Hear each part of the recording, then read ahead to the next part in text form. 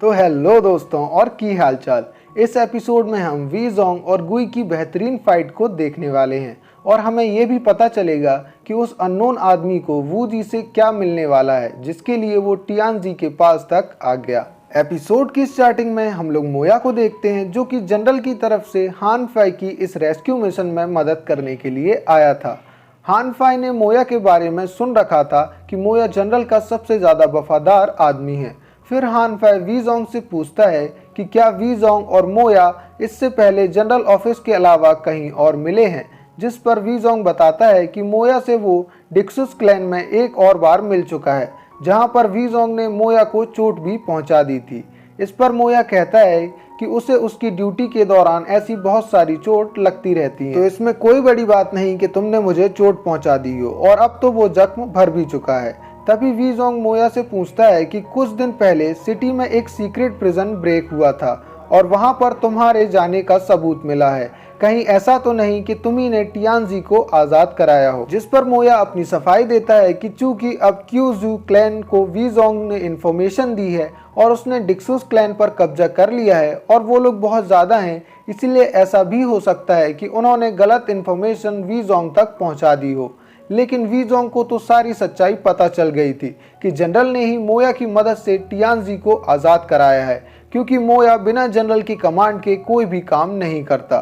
फिर मोया बताता है कि जनरल ने कमांड दी है कि वो हान फाई का साथ दे इस मिशन में, और फिर वो क्राउन प्रिंस की सेफ्टी को भी इंश्योर करना चाहते हैं, इसीलिए उन्होंने मुझे इस मिशन को ज्वाइन करने के लिए कहा है। ये सुनकर हान फे कहता है कि जनरल आजकल उसके बारे में बहुत ज़्यादा सोचने लगे हैं, और फिर वो मोया को साथ देने के लिए थैंक भी करने लगता है। पर असल में उसे पता था कि जनरल ने मोया को हान फाई की मुसीबतें बढ़ाने के लिए ही भेजा है। सीन शिफ्ट होकर क्राउन प्रिंस के मेंशन के अंदर आ जाता है, जहां पर क्राउन प्रिंस बेहोश पड़ा था।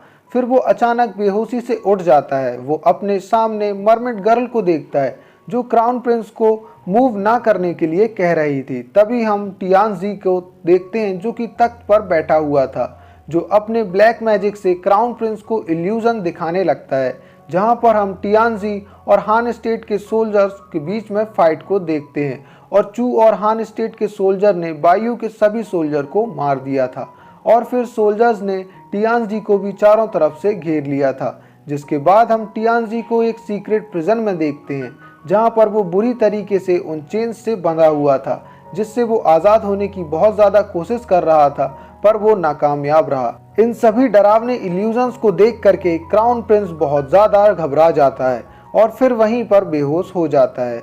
फिर एक वाटर की ड्रॉप उसके हाथों पर आके गिरती है, जिससे क्राउन प्रिंस फिर उड़ जाता है, लेकिन इस बार वो खुद को ही बेहोश पड़ा देखता है, जिसे देखकर वो और ज़्यादा घबराने लगता है। तभी फिर वो वहाँ पर मरमेड गर्ल को देखता है जो कि उसे मूव ना करने के लिए कह रही थी, और यहाँ पर हमें पता चल जाता है कि क्राउन प्रिंस को टॉर्चर करने के लिए टियानजी ने उसे रीप्ले इल्यूजन में फंसा दिया है, जिससे उसे सब कुछ बार बार एक जैसा नज़र आ रहा है, जिससे क्राउन प्रिंस बुरी तरीके से घबरा जाता है।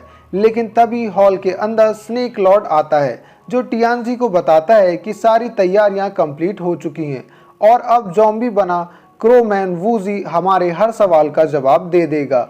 फिर टियानजी उसके साथ वहां से चला जाता है। ये देखकर क्राउन प्रिंस बहुत ज़्यादा डर कर काँप रहा था, पर तभी वो अपने पास एक कीड़े को देखता है जो आगे जाते ही किसी इनविजिबल लाइन से टकरा कर मारा जाता है। ये देख कर के क्राउन प्रिंस समझ जाता है कि उसके चारों तरफ इनविजिबल घेरा है, और अगर उसने थोड़ा सा भी भागने की कोशिश की तो वो वहीं पर मारा जाएगा, और इसीलिए मरमेड गर्ल उसे मूव ना करने के लिए कह रही थी। सीन शिफ्ट होकर के चैंग के ऊपर आ जाता है, जो कि हान फाई को क्राउन प्रिंस को सेफली बाहर निकालने की प्लानिंग बता रहा था, जिसमें वो बताता है कि मेंशन के अंदर के सभी गार्ड्स अब ज़ॉम्बीज बन चुके हैं और अब वो टियानजी के कहने पर काम करते हैं।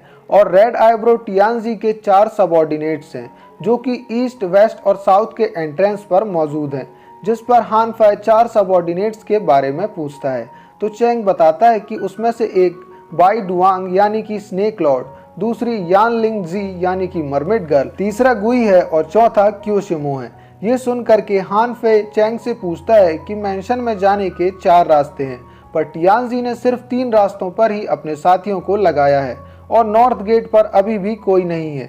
कहीं ऐसा तो नहीं कि टियानजी चाहता हो कि कोई नॉर्थ गेट से मैंशन के अंदर घुसे। इस पर चैंग हानफे को बताता है कि टियानजी ना सिर्फ जादू टोने में अच्छा है बल्कि वो युद्ध कला में भी माहिर है।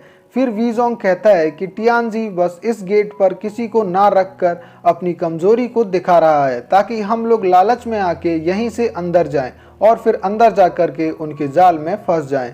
फिर हान फाई वॉल को पार करके अंदर जाने को कहता है तो चैंग उसे बताता है कि वॉल पर ट्रैप लगा हुआ है, यहाँ तक कि कोई परिंदा भी अंदर नहीं जा सकता और ये ट्रैप स्नेक लॉर्ड बाई डुवांग ने लगाया है। ये देखकर जी फेंग को कंफर्म हो जाता है कि बायू के लोगों को मारने वाला कोई और नहीं बाई डुवांग ही है। इसके बाद हान फेई चैंग को सोल्जर्स को तैयार करने के लिए कह देता है। फिर सीन शिफ्ट होकर ईस्टर्न गेट पर आ जाता है जहां पर हम गुई को देखते हैं। फिर वहां पर मोया भी पहुंच जाता है जिसे देखकर गुई फाइट के लिए रेडी हो जाता है, लेकिन तभी हम मोया के पीछे वीजोंग को आते देखते हैं और तभी सीन शिफ्ट होकर कुछ टाइम पहले आ जाता है जहां पर जी फेंग हान फाई को सलाह दे रहा था कि टियानजी ये चाहता है कि कोई इस अनगार्डेड गेट से अंदर जाए, जिस पर हान फाई उससे मैंशन के अंदर जाने का सही रास्ता पूछता है तो जी फेंग उसे ईस्टर्न गेट में जाने का आइडिया देता है जहां पर गुई मौजूद है। ये सुनकर के वीजोंग तुरंत वहां से ईस्टर्न गेट की तरफ निकलने लगता है और जाते जाते कहता है कि कई बार जो रास्ता सबसे ज्यादा कठिन लगता है हमें उसी रास्ते में मंजिल मिलती है। और फिर मोया और वीजोंग ईस्टर्न गेट की तरफ निकल जाते हैं। ये देख कर के हान फाई कहता है कि वीजोंग हमेशा इतना ज्यादा कूल कैसे रह सकता है जबकि वो तो लड़ने से पहले कोई भी प्लान नहीं बनाता, जिस पर जी फेंग कहता है कि लड़ना ही वीजोंग का प्लान होता है। सीन शिफ्ट होकर प्रेजेंट में आ जाता है जहां पर मोया वीजोंग को गुई से लड़ने का इशारा करता है क्योंकि उसे पता था कि वीजोंग उससे कई गुना ज्यादा ताकतवर है। और फिर मोया दूर जाकर खड़ा हो जाता है ताकि वो वीजोंग और गुई की फाइट को देख सके। तभी वीजोंग गुई पर अपनी स्वॉर्ड से अटैक कर देता है, जिस पर स्वॉर्ड को गुई अपने हाथों से पकड़ लेता है।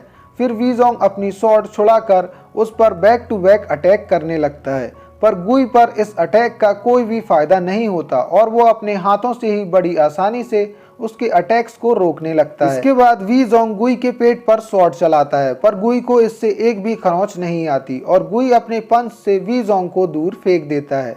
फिर गुई उसके ऊपर अपने हाथों से अटैक करने के लिए आगे बढ़ता है, लेकिन वीजोंग उससे बच जाता है और फिर वो अपनी फुल स्ट्रेंथ से गुई के शोल्डर पर स्वॉर्ड चलाता है, जिससे वहां नीचे की पूरी जमीन टूट जाती है। पर इससे गुई को कुछ भी नहीं होता, जो देख करके वीजोंग भी पूरी तरीके से हैरान हो जाता है। तभी सीन शिफ्ट होकर मैंशन के अंदर क्यूशिमो और टियानजी पर आ जाता है, जहां पर वो लोग ज़ॉम्बी बने वूजी को देख रहे थे और जिस पर क्यूशिमो मैजिकल स्पेल करने लगता है। और तभी हमारा सीन शिफ्ट हो जाता है और हम जी फेंग को देखते हैं, जिसे जनरल के तैनात किए गए सोल्जर्स के साथ कुछ गड़बड़ी लग रही थी और वो ये बात हान फे को बता देता है, जिस पर हान फे उन सभी सोल्जर्स को गौर से देखने लगता है और साथ में अभी तक हुई सारी घटनाएं उसके आंखों के सामने आने लगती हैं, जिस पर जी फेंग को वो बताता है कि उसे अब धीरे धीरे समझ आने लगा है कि आखिर टियानजी ने क्राउन प्रिंस को क्यों किडनैप किया है और वो उसके बदले में क्या डिमांड रखना चाहता है। और यहीं पर हमारा एपिसोड एंड हो जाता है। और आपको बता दूं कि नेक्स्ट एपिसोड में हम लोग वीजोंग और गुई की फुल फाइट को देखेंगे, साथ में हमें हान फे की स्वॉर्ड द नीलिन के बारे में भी पता चलेगा। तो अगर आपको एक्सप्लेनेशन अच्छी लगी हो तो चैनल को जरूर सब्सक्राइब कर दें।